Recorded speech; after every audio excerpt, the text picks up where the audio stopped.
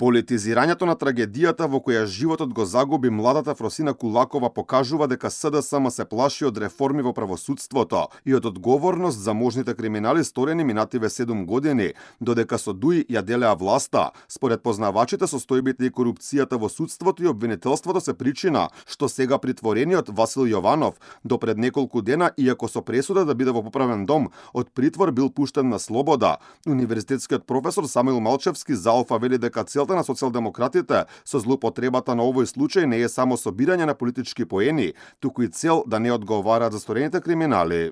СДСМ се обидува на овој начин да избегне од темата одговорност на обвинителско-судскиот систем во Република Македонија.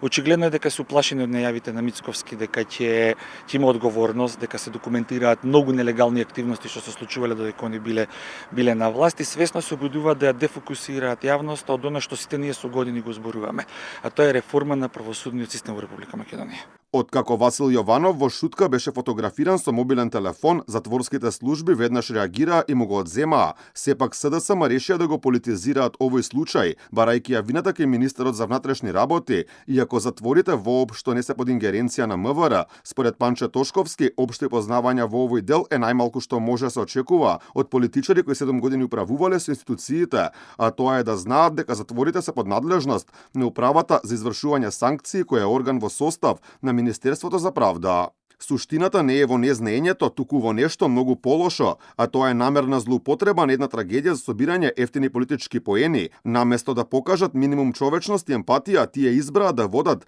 некрофилска кампања со која на најмизерен начин се обидуваат политички да профитираат од туѓа несреќа.